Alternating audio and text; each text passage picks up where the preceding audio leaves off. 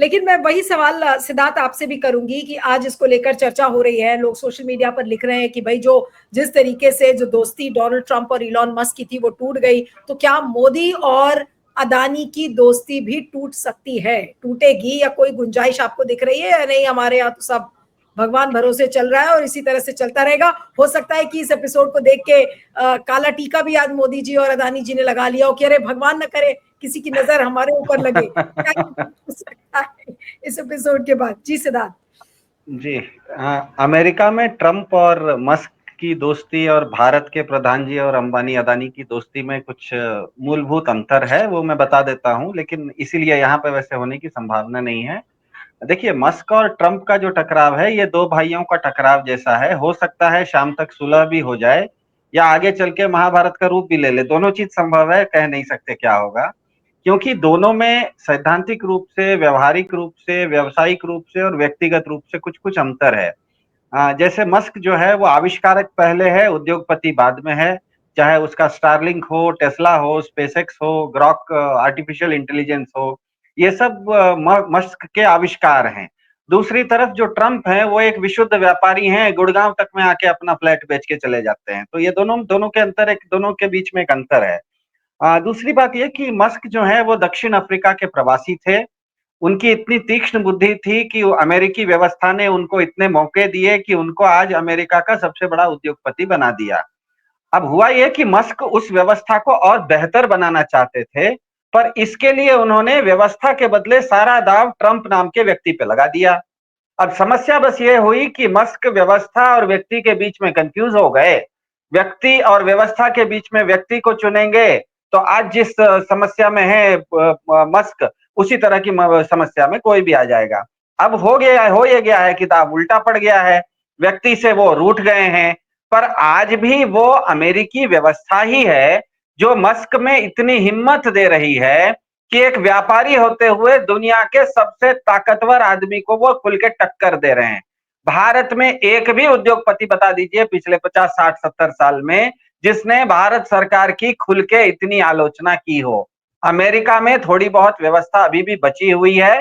भारत इतना ज्यादा व्यक्ति प्रधान हो गया है कि व्यवस्था पूरी तरह से चरमरा चुकी है। तो क्योंकि यहाँ पे कोई व्यवस्था नहीं है, इसीलिए आपने जो सवाल पूछा कि अंबानी अडानी वगैरह क्या मस्क और ट्रंप की तरह राह में टकराव होगा, तो ये टकराव बिल्कुल होने की संभावना नहीं है, क्योंकि अमेरिका में अभी भी एक व्यवस्था है, एक सिस्टम है, जिस सिस्टम के अंतर्गत मस्क को यह हिम्मत हो रही है कि वो ट्रंप से टक्कर ले लें और वो ट्रंप के सामने एक नई पार्टी बनाने की भी घोषणा कर दें, यहां तक कि बोल दें कि उसको इम्पीचमेंट कर दीजिए। और बहुत मजेदार दिलचस्प बात यह है कि इम्पीचमेंट की बात वो कर रहे हैं, इम्पीचमेंट होगा तो जेडी वांस साहब जो उपराष्ट्रपति हैं वो राष्ट्रपति बनेंगे, और अभी तक जेडी वांस साहब इस पिक्चर में कहीं पर भी मस्क ट्रंप का साथ देते हुए नहीं दिख रहे हैं। तो कई लोगों का यह भी मानना है कि कहीं जेडी वांस को ही मस्क नहीं तो नहीं बिठा के रखा है कि ट्रंप ठीक से काम नहीं करेगा तो हम जेडी वांस से अपना काम करवा लेंगे, क्योंकि इस तरह का जब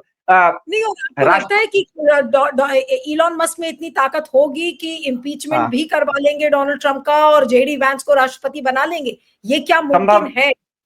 हाँ, उसकी संभावना है, क्योंकि सबसे पहली बात यह है कि डोनाल्ड ट्रंप जो है वो रिपब्लिकन पार्टी के कैंडिडेट बन के भले राष्ट्रपति जीते हैं, लेकिन डोनाल्ड ट्रंप अपने आप में रिपब्लिकन नहीं है। वो 1999 में एक रिफॉर्म पार्टी करके भी बनी थी, उसमें भी वो राष्ट्रपति का चुनाव लड़ने गए थे। अमेरिका में व्यवस्था ऐसी है कि कोई भी आदमी अगर पॉपुलर होते चला जाता है, ट्रंप साहब रिपब्लिकन नहीं थे, लेकिन वो इतने पॉपुलर हो गए कि रिपब्लिकन लोगों ने ट्रंप साहब को अपना चेहरा बना लिया। ट्रंप साहब अपने आप में रिपब्लिकन पार्टी के ऑर्गेनाइजेशन पे कैसे पार्टी के संगठन से उठ के आए हुए व्यक्ति नहीं है, वो एक बाहरी व्यक्ति हैं। क्योंकि वो बहुत पॉपुलर हो गए, इसीलिए रिपब्लिकन्स ने उनको अपना कैंडिडेट बना लिया।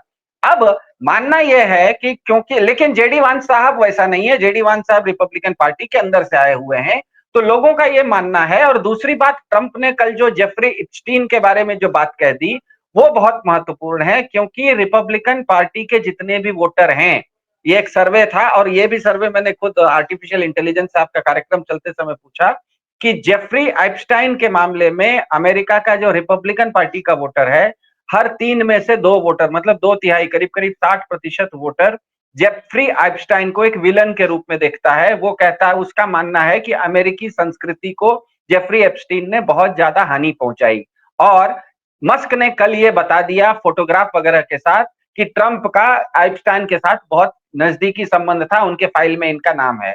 तो होगा ये कि जैसे अग्रवाल साहब ने कहा, रिपब्लिकन पार्टी के ही जो लोग हैं, रिपब्लिकन पार्टी के समर्थक, लेकिन जब वही खुद एप्स्टीन ट्रंप के खिलाफ केस की जाएंगे। बात होती है सिद्धार्थ, तो उसमें तो बिल क्लिंटन का भी नाम था, इसमें और भी इसमें कई नाम हैं बड़े लोगों के, और उन्होंने कोई सबूत की बात नहीं की है कि भाई उनका सबूत जब तक ऐसे नाम लेने से तो नहीं होता।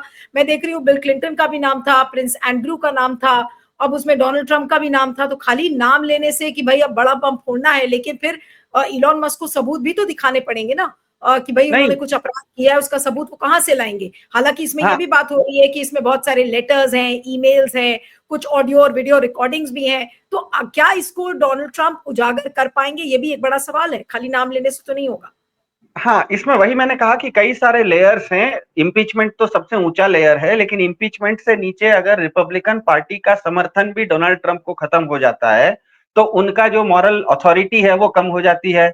जेडी वांस, जो कि उनके ही वाइस प्रेसिडेंट है, मान लीजिए बॉस के ऊपर कोई अटैक कर रहा है, मान लीजिए मस्क ट्रंप के ऊपर अटैक कर रहा है, तो स्वाभाविक है कि जेडी वांस साहब को उनके उपराष्ट्रपति होने के नाते राष्ट्रपति के बचाव में उतरना था, लेकिन वो उतर नहीं रहे हैं। इसका मतलब क्या है कि कहीं ना कहीं रिपब्लिकन पार्टी के अंदर भी मस्क ट्रंप साहब के प्रति उस तरह का उनको, जिस तरह से भारत में आप देखते हैं कि बीजेपी या बीजेपी का पूरा इकोसिस्टम जो है वो प्रधानमंत्री जी के पीछे, वो सही करें या गलत करें, हर चीज को मास्टर स्ट्रोक कहने पर आमादा रहता है, क्योंकि वो उनकी मजबूरी भी है। और यहाँ तक कि भारत में नियम भी है कि आप अगर वोटिंग भी करेंगे तो विप जारी होता है, तो पार्टी जो विप कहती है हर आदमी को वैसा वोट करना पड़ता है। अमेरिका में वैसा नहीं है, विप वगैरह का सिस्टम नहीं है। तो अमेरिका में बहुत संभव है कि जो मस्क साहब हैं वो कोशिश ये कर रहे हैं कि रिपब्लिकन पार्टी के अंदर ही, क्योंकि खुद ट्रंप साहब रिपब्लिकन पार्टी के नहीं है, क्योंकि वो पॉपुलर थे इसलिए रिपब्लिकन पार्टी ने उनको अपना कैप्टन मान लिया, वो कैप्टन बन के उभर के नहीं आए, इसीलिए उनके खिलाफ एक साजिश चल रही है, और ये बिल्कुल स्पष्ट साजिश है। और इसके पीछे एक सैद्धांतिक कारण है, और सैद्धांतिक कारण मैं आप बता देना चाहता हूं, क्योंकि मेरे ख्याल से पब्लिक इंडिया के दर्शकों को ध्यान में रखना चाहिए कि ये चीज शुरू कहां से हुई। किसी भी सरकार के खजाने का एक हिस्सा सरकारी वेतन में जाता है और एक हिस्सा कर्ज का ब्याज चुकाने में जाता है। अमेरिका में कुल मिला के अमेरिका का जो पॉपुलेशन है, जनसंख्या है, उसके 7% लोग सरकारी नौकर हैं, और उनको 17% अमेरिका का जो बजट है वो ब्याज में और सरकारी वेतन में जाता है। मतलब 7% सरकारी नौकरों के ऊपर 17% का खर्चा सरकार कर रही है। जबकि उदाहरण के लिए भारत में सरकारी नौकर केवल 1% है, लेकिन भारत सरकार के बजट का 53% पैसा या तो कर्ज में जाता है या तो सरकार में जाता है। मतलब भारत सरकार के 1% नौकर क्या कहते हैं, भारत सरकार के नौकरों के लिए भारत सरकार का 53% बजट है। अमेरिका में 7% लोग सरकारी नौकर हैं, उन पर 17% बजट है। मस्क का मानना था कि सरकारी खर्च में कटौती अगर करेंगे तो जनता के पास ज्यादा पैसा आएगा, जनता के पास ज्यादा पैसा आएगा तो मस्क जैसे उद्योगपतियों की टेस्ला, स्टारलिंक जैसी चीजें ज्यादा बिकेगी। इसीलिए उन्होंने ट्रंप के सरकार में डॉग नाम की संस्था के वो अध्यक्ष बने, डिपार्टमेंट ऑफ गवर्नमेंटल एक्सपेंडिचर, मतलब सरकारी खर्च कैसे कम करना। ट्रंप ने भी ये चुनाव से पहले यही बोला था कि अब जीत कि हम खर्चा कम करेंगे, लेकिन अब जीतने के बाद वो, क्योंकि सरकार है, तो सरकार खुद तो अपने अपने आप को गरीब नहीं करती है, सरकार तो अपना खर्चा खुद कम नहीं करेगी। तो उन्होंने जो ताजा कानून बनाया है उसमें डेट सीलिंग जो है, कर्जे का कितना कर्जा सरकार ले सकती है, वो उसको बढ़ा दिया है। अब मस्क इसीलिए नाराज हैं क्योंकि ट्रंप ने जो कहा था उससे वो मुकर गए हैं, इसीलिए मस्क अभी नाराज हैं, क्योंकि मस्क हैं पूंजीवादी और ट्रंप हैं पूंजीपतिवादी। पूंजीवाद और पूंजीपतिवाद में अंतर होता है। पूंजीवाद में एक सिद्धांत होता है कि लोगों के पास पूंजी बढ़नी चाहिए, पूंजी मतलब ओवरऑल समाज में कैपिटल या पैसा बढ़ना चाहिए, उसको कैपिटलिज्म कहा जाता है।